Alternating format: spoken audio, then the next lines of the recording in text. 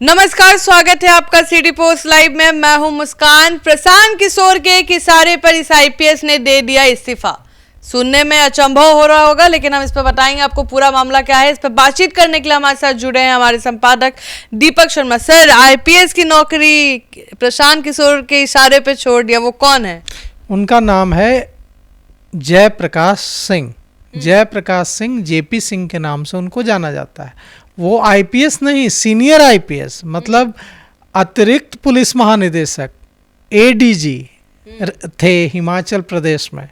सेवा भी बची थी सालों की, ऐसा नहीं कि 2 महीना 4 महीना में सेवानिवृत्त होने वाले थे, 2-4 महीने में सेवानिवृत्त नहीं होने वाले थे, सालों की सेवा बची थी। लेकिन प्रशांत किशोर से गहरी दोस्ती है। प्रशांत किशोर ने इशारा दिया है, जो हमारे सूत्र बता रहे हैं कि प्रशांत किशोर ने इशारा दिया कि आप आइए, चुनाव लड़िए सारण छपरा के किसी सीट से। ये टिघरा के रहने वाले हैं, सारण के मांझी के टिघरा के रहने वाले हैं। और जो खबर है हमारे पास सूत्रों, जो जनसुराज से जुड़े सूत्र बता रहे हैं और जयप्रकाश सिंह से जुड़े सूत्र भी बता रहे हैं कि जयप्रकाश सिंह, जिनको जेपी सिंह के नाम से जाना जाता है, ये सारण में लोकप्रिय हैं। हालांकि ये हिमाचल कैडर के आईपीएस अधिकारी थे। इन्होंने आज इस्तीफा दिया है। अब ये बिहार में सक्रिय दिखेंगे, क्योंकि छपरा में ये पिछले कई सालों से सक्रिय हैं। अपने गांव और सारण में, अपने गांव के आसपास के क्षेत्रों में इनकी सक्रियता लंबे समय से रही है। तो अब इनको उतार कर, भले ही बिहार के लोग चौंकें कि जयप्रकाश सिंह एडीजी, अतिरिक्त पुलिस महानिदेशक, आईपीएस अधिकारी क्यों, और जिनकी सेवा अभी बची है साल से भी ज़्यादा, 1 साल से भी ज़्यादा बची है, वे क्यों इतने बड़े अधिकारी, एडीजी रैंक का आईपीएस अधिकारी। सवाल उठता है कि आज कई बच्चों के सपना है ऑफिसर बनना। ये तो आईपीएस यूपीएससी क्रैक किए होंगे, लेकिन कई बच्चों का सपना है कि सरकारी नौकरी ही मिल जाए। तो ऐसा क्यों होता है? हम बहुत सारे ऑफिसर्स को देखें, अगर हम एग्जांपल ले तो आनंद मिश्रा काफ़ी यंग है, ये तो अभी थोड़ा सीनियर है। आनंद मिश्रा जैसा ऑफिसर काफ़ी यंग है, जो बहुत जल्दी ही जॉब छोड़ रहे हैं राजनीति में।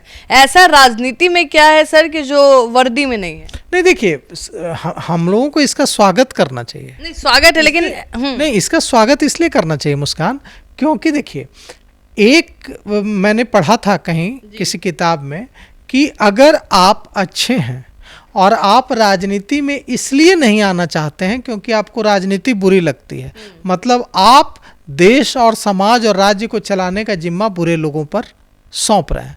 मतलब आप कह रहे हैं कि आप अच्छे हैं, राजनीति बुरी है, और आप राजनीति में नहीं आना चाहते। मतलब अच्छे लोग नहीं आएंगे तो बुरे लोग आएंगे, कोई तो आएगा ना, क्रिमिनल आएंगे। फिर क्या हक है हम लोगों को यह सवाल उठाने का कि राजनीति में तो अच्छे लोग आते नहीं हैं, राजनीति में तो पढ़े लिखे लोग आते नहीं हैं। यह बहुत खुशी की बात है, जिस ट्रेंड की आप बात कर रहे हैं कि कई आईएएस अधिकारी छोड़ कर आए, कई आईपीएस अधिकारी छोड़ कर आए। यह ट्रेंड, जो नया ट्रेंड है, ये बहुत ही अच्छा ट्रेंड है।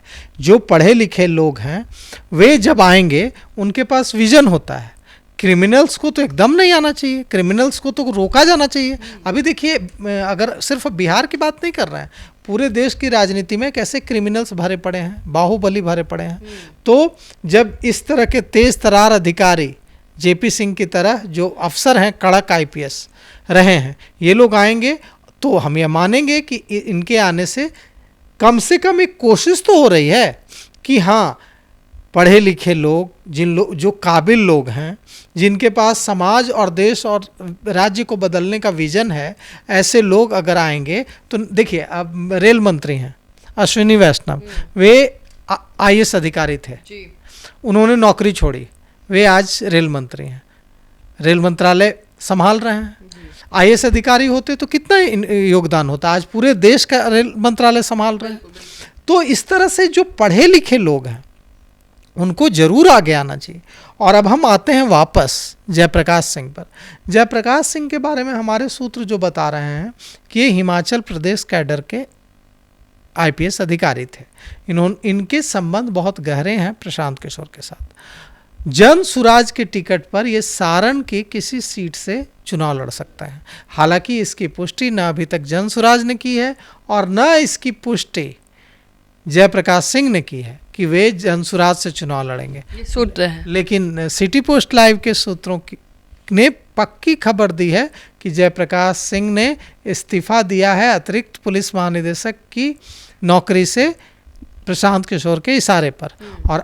और चूंकि ये उस क्षेत्र में बिहार के लोगों के लिए नया नाम है, अपने क्षेत्र में जहाँ से इनको प्रशांत किशोर उतारने का मन बना रहे हैं, सारण के जिस विधानसभा सीट से, वहाँ गुमनाम नाम नहीं है, वहाँ इनकी पहचान इस रूप में नहीं है कि ये आईपीएस अधिकारी हैं।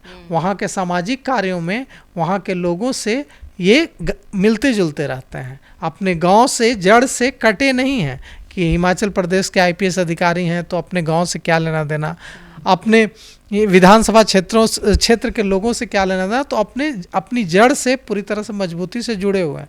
और हमारे पास जो सूचना है कि जयप्रकाश सिंह, जिस तरह से जयप्रकाश सिंह ने चौंकाया है कि ये पहले आईपीएस अधिकारी मुझे लगता है कि हैं जो इस्तीफा देकर प्रशांत किशोर के साथ आ रहे हैं। आनंद मिश्रा आए थे तो प्रशांत किशोर के लिए इस्तीफा देकर नहीं आए, बीजेपी भारतीय जनता पार्टी के लिए इस्तीफा देकर आए थे। उनके जनसुराज में और भी कई आईपीएस अधिकारी जो रिटायर्ड हैं वे सेवानिवृत्ति के बाद हैं। पहली बार ऐसा हुआ है कि जनसुराज में कोई आने के लिए, जनसुराज से चुनाव लड़ने के लिए कोई अतिरिक्त पुलिस महानिदेशक रैंक का आईपीएस अधिकारी जिसकी सेवा साल से भी अधिक बची हुई थी, वह इस्तीफा देकर आ रहा है। यह पहल जनसुराज का जो अब तक का जो सफ़र है उसमें इसे बहुत बड़ा टर्निंग पॉइंट माना जा रहा है, क्योंकि आईपीएस अधिकारी बेवकूफ़ नहीं होते हैं। आईपीएस अधिकारी को अपनी ज़मीनी हकीकत पता होती है। जिस क्षेत्र से जो व्यक्ति आता है उसको पता होता है कि उस क्षेत्र में किसी पार्टी की क्या मजबूती है। तो अगर कोई व्यक्ति आईपीएस की नौकरी छोड़ देता है किसी पार्टी से चुनाव लड़ने का, मतलब समझिए उस व्यक्ति को इस बात का एहसास है कि मैं जिस विधानसभा चुनाव से लड़ने जा रहा हूँ वहाँ मेरी पार्टी मजबूत है।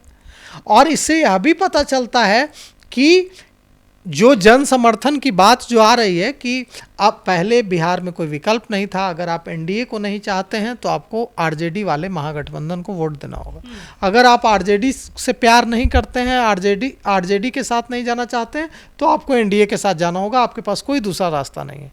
लेकिन अब अगर बिहार की जनता एक तीसरे विकल्प के रूप में देख रही है तो इस बात का जवाब इस तरह दे रहे थे लोग जो एनडीए के लोग हैं, जो महागठबंधन के लोग हैं, कि ये सब खबरों में है, ज़मीनी हकीकत क्या है, कोई नौकरी छोड़कर आ रहा है क्या? जो लोग हैं वो रिटायर्ड लोग हैं, जिन बड़े बड़े नामों का आप बात कर रहे हैं वे लोग तो सेवानिवृत्त हैं। पहली घटना है इस तरह की कि Bharatiya Janata party, Janata Dal United, RJD, ये सब बड़ी स्थापित पार्टियां हैं, इनसे चुनाव लड़ने के लिए कोई व्यक्ति आईपीएस की नौकरी छोड़कर आता है तो बड़ी बात नहीं है। लेकिन जनसुराज नई पार्टी है, इससे अगर जनसुराज के टिकट के लिए, जनसुराज के टिकट से चुनाव लड़ने के लिए अगर कोई आईपीएस अधिकारी अपनी जो अतिरिक्त पुलिस महानिदेशक के लेवल का अधिकारी है, जैसे बिहार में एडीजी कुंदन कृष्णन है उस लेवल का अधिकारी है, एडीजी पंकज दराद है उस लेवल का अधिकारी, उस लेवल का, उस रैंक का अधिकारी अगर रिजाइन करके, जिनकी सेवा साल से भी अधिक बची है, अगर आ रहा है तो यह भी बताता है कि इन अधिकारियों का जो सर्वे है, इंटरनल सर्वे है, इन्होंने भी तो पता लगाया होगा कि हाँ हम चुनाव लड़ेंगे तो हमें कितनी सफलता मिलने की गुंजाइश है, लोगों में जनसुराज को लेकर कितना उत्साह है। तो इससे यह पता चलता है कि इन अधिकारियों का जो रिपोर्टिंग होगी, इन अधिकारियों का जो अपना सर्वे होगा उस विधानसभा में जहाँ से चुनाव लड़ने, सारण के किसी सीट से चुनाव लड़ेंगे जहाँ से लड़ने खुद मांझी के टेघरा के रहने वाले हैं, टेघरा गांव के, तो इनका अपना सर्वे रिपोर्ट बता रहा होगा कि अगर हम यहाँ से चुनाव लड़ेंगे जनसुराज के टिकट पर तो जीत जाएंगे, तभी तो रिजाइन करके आए हैं। कोई हारने के लिए तो आईपीएस की नौकरी नहीं छोड़ेगा। तो यह जनसुराज के लिए आज प्रतीकात्मक, सिंबॉलिक बड़ी जीत है। तो आप सुन रहे थे पूरे डिबेट को, और आप क्या सोचते हैं क्या जनसुराज के बारे में और इस स्टेप को लेकर आप क्या सोचते हैं? अपना ओपिनियन कमेंट सेक्शन में जरूर दीजिएगा। फिलहाल इस खबर में इतना ही। आगे की खबरों के लिए बने रहे हमारे साथ। धन्यवाद।